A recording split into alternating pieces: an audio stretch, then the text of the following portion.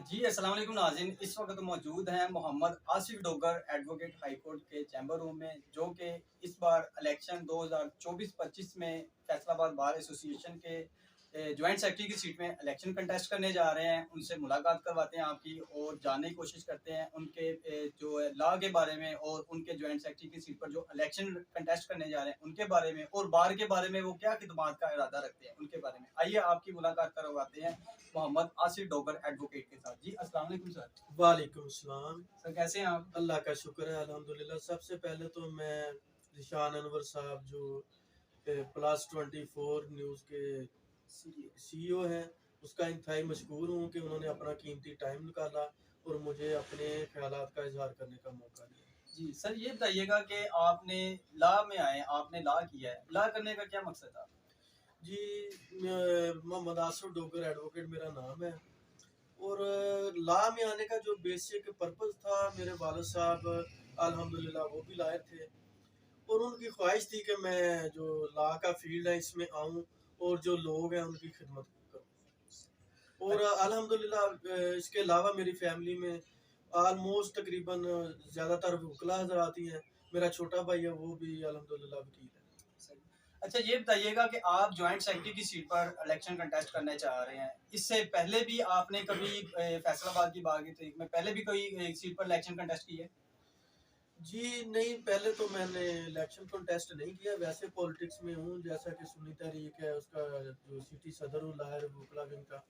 उसके अलावा बाकी भी बहुत से ओहदे मेरे पास रहे हैं, लेकिन पॉलिटिक्स में, बाहर की पॉलिटिक्स में ये मेरा पहला इलेक्शन।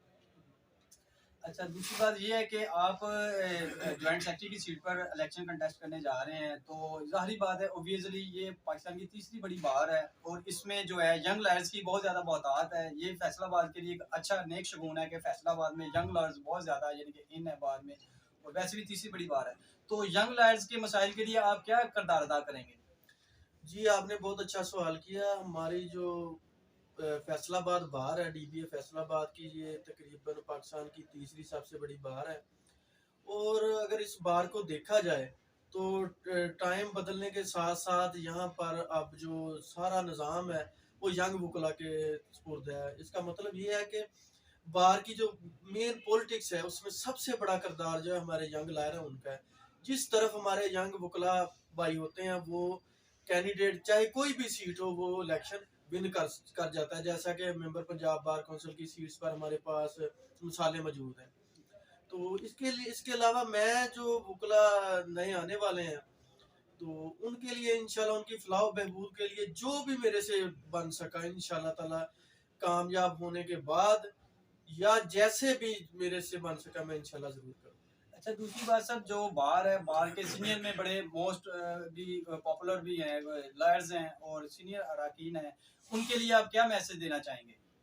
जी, अल्हम्दुलिल्लाह जितने भी हमारे सीनियर वकला हैं, वो हमारी बार का असासा हैं, वो हमारे बुजुर्ग हैं। ये हमारी एक फैमिली है डीबीए फैसलाबाद बार। मैं समझता हूँ कि जितने भी सीनियर वकला हैं, चाहे वो मेरे से एक दिन भी सीनियर है, वो मेरे लिए ऐसे ही है जैसे कि घर में एक बड़ा भाई या एक वालिद होता है, मेरे लिए वो वही दर्जा रखते हैं।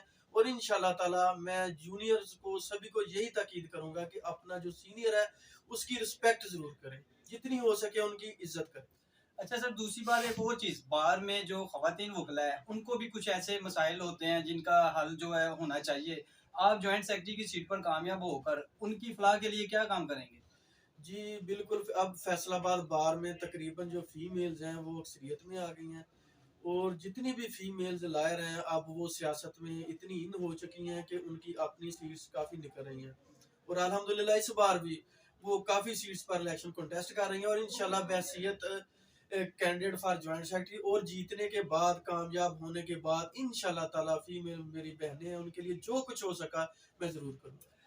जी, मोहम्मद आसिफ डोगर साहब, ये बताइएगा कि जॉइंट सेक्रेटरी के अख्तियारात क्या हैं और आप इन इख्तियारात को कैसे बरोए लेकर आएँगे?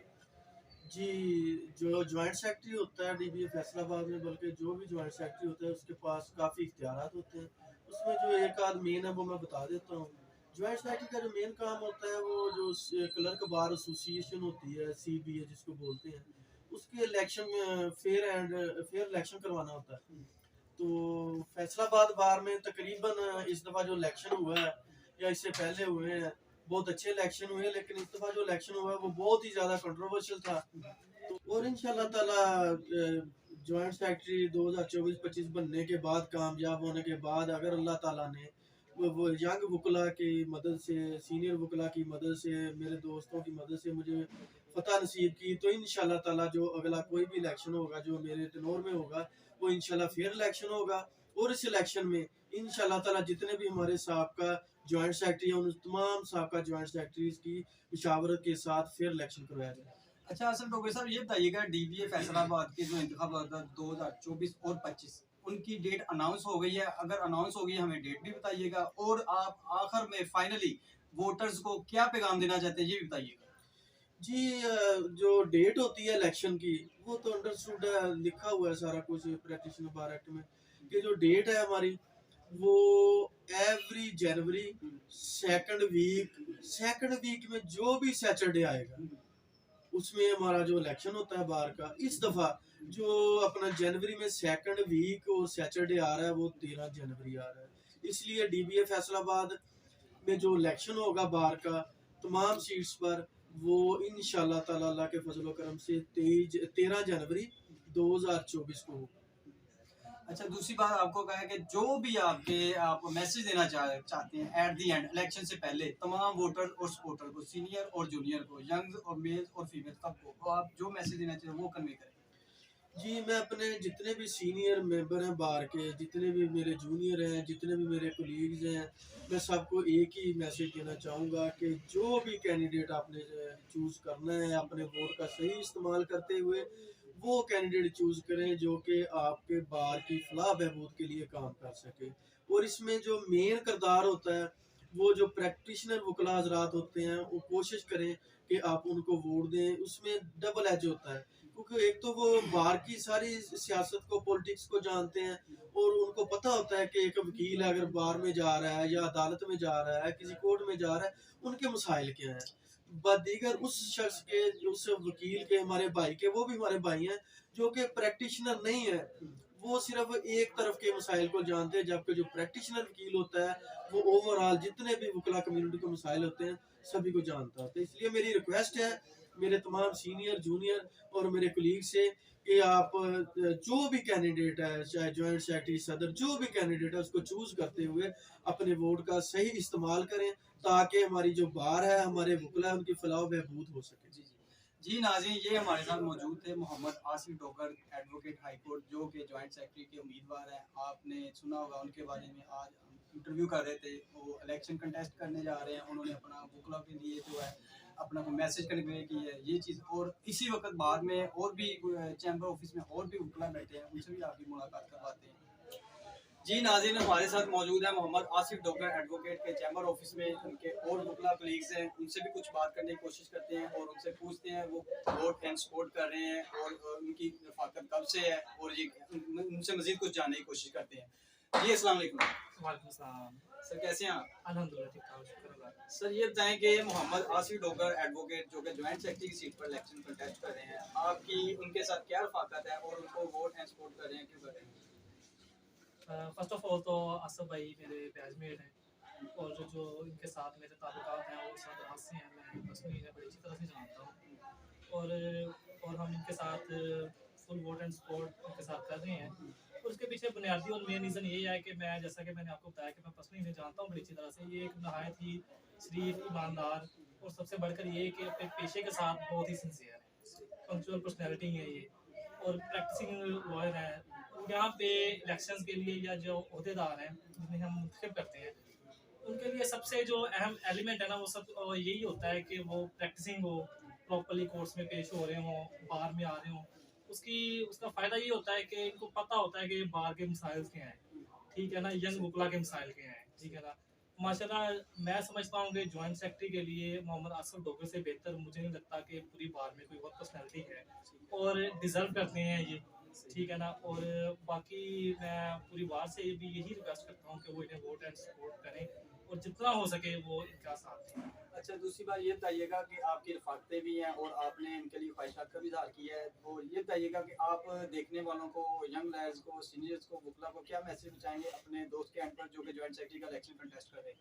मैं अपने जितने भी सीनियर्स और जूनियर्स जो वकला हैं, उनसे मैं यही रिक्वेस्ट करता हूँ कि जनाब आसिफ डोगर साहब को फुल सपोर्ट करें, इन्हें वोट दें, क्योंकि मैं जानता हूँ ये पर्सनली ना बहुत अच्छे तरीके से सब मसाइल को समझते हैं, और मैं इस बात की तकरीबन समझने ज़िम्मेदारी लेता हूँ कि अगर इन्हें इस ओहदे के लिए मुंतखब किया जाता है ना, तो ये अपनी ज़िम्मेदारियों के साथ सिंसियर रहेंगे और अपनी ज़िम्मेदारियाँ बखूबी तरीके से निभाएंगे।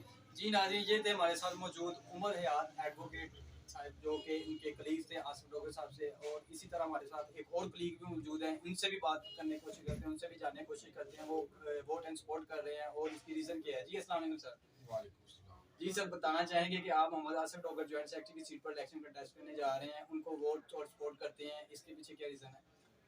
एक पहली तो बात है कि ये मोहम्मद आसिफ डोगर साहब और बहुत अच्छे और मुखलस शख्सियत है, और ये बाहर के मसाइल को समझते भी हैं बहुत अच्छे तरीके से, और इनसे अच्छा कैंडिडेट मेरे ख्याल से मुझे और कोई नज़र नहीं आता। तो मैं इनको अपने मेरी रफ़ाकत में इनसे काफ़ी अर्सा दराज से है, हमने इकट्ठे हमारा बैच वेट भी इकट्ठा है, तो मैं इनको बहुत अच्छे तरीके से जानता हूँ, और मैं ये समझता हूँ कि अगर सीनियर्स और जूनियर वकला हजरात आसिफ डोगर साहब को अपॉर्चुनिटी देते हैं, जो एनसीटी पे सीट पे कामयाब करवाते हैं, तो इंशाल्लाह ये बाहर के मसाइल को आसान अंदाज से चलाएंगे। जी नाज़रीन, ये हमारे साथ एक और वकला मौजूद थे जो कि Mohammad Asif Dogar advocate high court जो कि जॉइंट सेक्रेटरी की सीट पर इलेक्शन कंटेस्ट करने जा रहे हैं, उनके लिए वोट और सपोर्ट और नेक ख्वाहिशात का इजहार कर रहे थे। उम्मीद करते हैं आपको आज का इंटरव्यू बहुत पसंद आया होगा, और प्लस 24 न्यूज़ की पूरी टीम की जानिब से तमाम तर वकला को ये रिक्वेस्ट है कि इलेक्शन डे वाले दिन आपने बार का रुख ज़रूर करना है और अपने कीमती वोट को ज़ाया नहीं करना है और अपने हक़ राय दही को ज़रूर इस्तेमाल करना है, और ये इसमें आप ही की फलाह है और आप ही की बेहतरी है। जी।